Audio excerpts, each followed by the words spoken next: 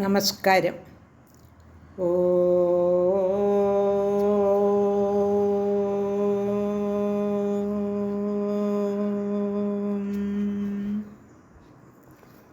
ഓ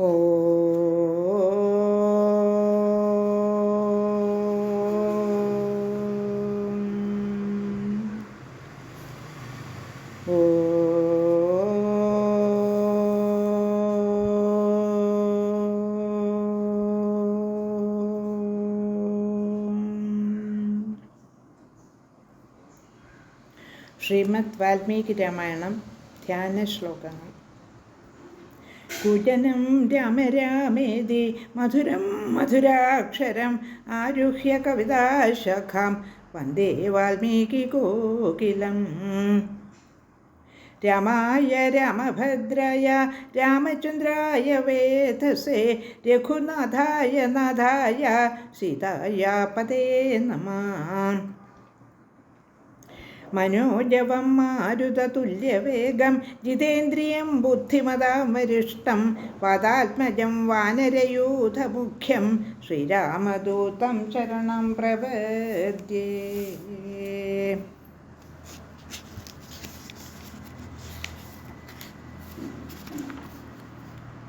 ശ്രീമദ് വാൽമീകി രാമായണം അയോധ്യാകാന്ഡം ഏകനവതിതമ സർഗഃ 91-ാം സർഗം. 91-ാം സർഗത്തിലെ 1 മുതൽ 10 വരെയുള്ള ശ്ലോകങ്ങൾ വായിച്ച് ഏകദേശമായ അർത്ഥം എന്താണെന്നൊന്ന് നോക്കാം. 91-ാം സർഗത്തിലെ 1-ാമത്തെ ശ്ലോകം. കൃതബുദ്ധിം നിവാസായ തത്രൈവ സമുനിസ്തദാ ഭരതം കൈകേയീപുത്രം ആതിഥ്യേന നമന്ത്രയത്. അബ്രവീത് ഭരതസ്തേനം നന്വിദം ഭവതാ കൃതം പാദ്യമർഘമധാതിഥ്യം വനേയിതുപപദ്യതേ.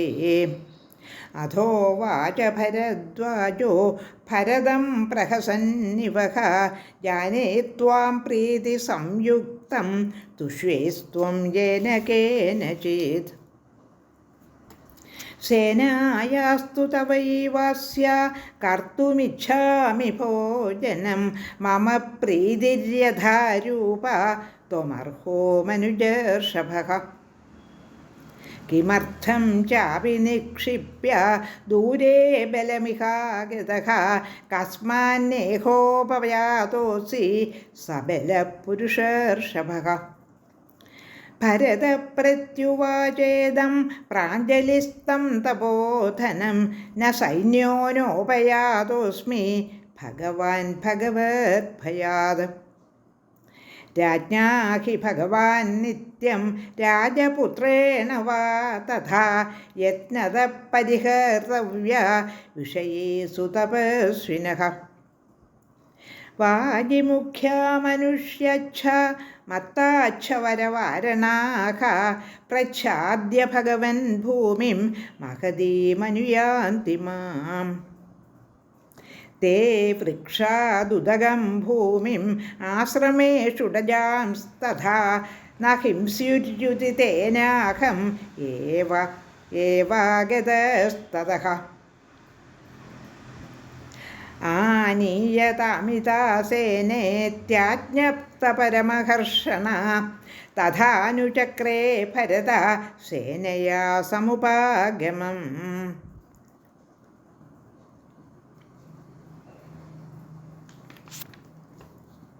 91-ാം സർഗത്തിലെ 1 തുടങ്ങി 10 വരെയുള്ള ശ്ലോകങ്ങളാണ് പാരായണം ചെയ്തത്. ഇപ്പോൾ ഭരദ്വാജ മഹർഷി ആർക്കും ചിന്തിക്കുവാനും സങ്കല്പിക്കുവാൻ പോലും പറ്റാത്ത വിധത്തിലുള്ള ആതിഥ്യം അരുളുകയാണ് ഭരതനും സേനയ്ക്കും അവരുടെ കൂടെ വന്നിരിക്കുന്ന എല്ലാവർക്കും, കുതിരകൾക്കും ആനയ്ക്കും എല്ലാവർക്കും ആതിഥ്യം നൽകുകയാണ്. ആർക്കും അതിനെപ്പറ്റി ഒന്ന് സങ്കല്പിക്കാൻ പോലും അത്ര മഹത്തായ ആതിഥ്യം. ശ്ലോകം 1 91-ാം സർഗത്തിലെ. കൃതബുദ്ധിം നിവാസായ തത്രൈവ സമുനിസ്തദാ ഭരതം കൈകേയീപുത്രം ആതിഥ്യേന നമന്ത്രയത്. ഒന്നാമത്തെ ശ്ലോകത്തിൻ്റെ അർത്ഥം: അന്ന് അവിടെ തന്നെ വസിക്കാൻ നിശ്ചയിച്ച ഭരതനെ ആതിഥ്യമുറയ്ക്ക് മഹർഷി ക്ഷണിച്ചു. ശ്ലോകം 2. അബ്രവീത് ഭരതസ്ത്വേനം നന്വിതം ഭവതാ കൃതം പാദ്യമർഘ്യമധാതിഥ്യം വനേ യദുപപദ്യതേ. ശ്ലോകം 2ൻ്റെ അർത്ഥം: അങ്ങ് ആതിഥ്യം നൽകിക്കഴിഞ്ഞല്ലോ, അർഘ്യപാദ്യങ്ങളും കാടിന് ചേരുന്ന മറ്റ് പദാർത്ഥങ്ങളുമെല്ലാം. ശ്ലോകം 3. അധോ വാച ഭരദ്വാജോ ഭരതം പ്രഹസന്നിവഹ ജാനേ ത്വാം പ്രീതി സംയുക്തം തുഷ്യേസ്ത്വം യേന കേനചിത്. ശ്ലോകം 3ൻ്റെ അർത്ഥം: ഭരദ്വാജ മഹർഷി ചിരിച്ചും കൊണ്ട് ഭരതനോട് പറഞ്ഞു, ഭവാൻ അല്പസ്വല്പം കൊണ്ട് തൃപ്തിപ്പെടുന്നവനാണെന്ന് എനിക്കറിയാം.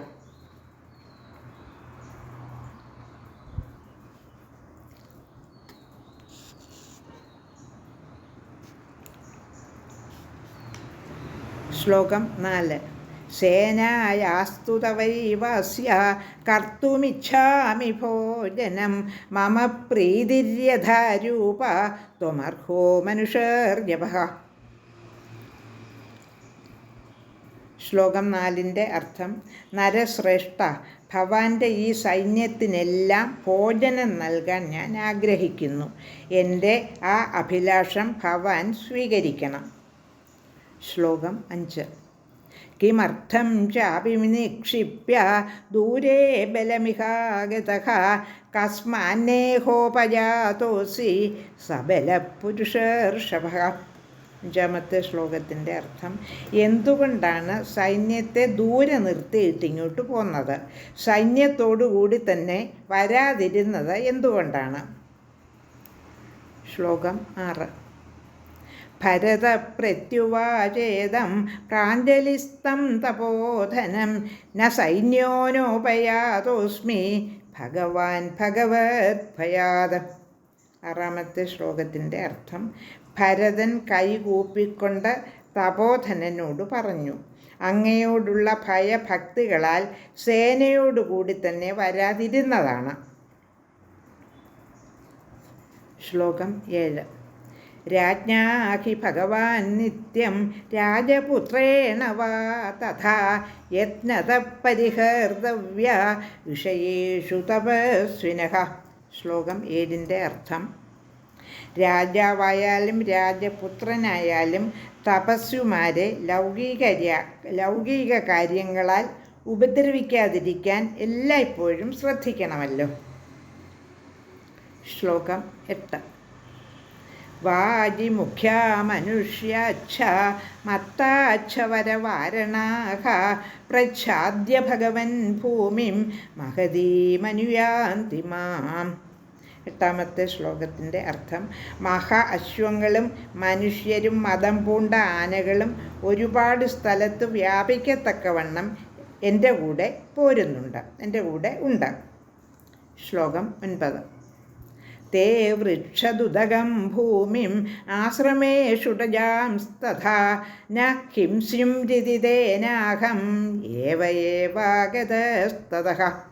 ശ്ലോകം 9ൻ്റെ അർത്ഥം: ആശ്രമപ്രദേശത്തെ വൃക്ഷങ്ങളും ജലവും വൃത്തിയുള്ള നിലവും അവയെല്ലാം കൂടി നശിപ്പിക്കാനിടയാവരുതെന്ന് കരുതിയാണ് ഞാൻ ഒറ്റയ്ക്ക് ഇവിടേക്ക് വന്നത്. ശ്ലോകം 10. ആനീയതാമിതസേനേത്യാജ്ഞപ്തപരമർഷിണ തഥാനുചക്രേ ഭരത സേനായാ സമുപാഗമം. ശ്ലോകം 10ൻ്റെ അർത്ഥം: സേനയെ ഇങ്ങോട്ട് വരുത്തുകയെന്ന് മഹർഷി ഭരതന് അനുജ്ഞ നൽകിയതനുസരിച്ച് ഭരതൻ സേനയെ വരുത്തി. ഇനിയിപ്പോൾ അടുത്ത ഭാഗത്താണ് എന്തെല്ലാം ഒരുക്കിയാണ് അവർക്ക് ആതിഥ്യം അരുളുന്നതെന്ന് വിവരിക്കുന്നത്. ആർക്കും സങ്കല്പിക്കാൻ പോലും വയ്യാത്ത വിധത്തിലുള്ള ആതിഥ്യം. 1 തുടങ്ങി 10 വരെയുള്ള ശ്ലോകങ്ങളാണ് പാരായണം ചെയ്തത് 91ാം സർഗത്തിലെ. ലോകാ സമസ്താ സുഖിനോ ഭവന്തു.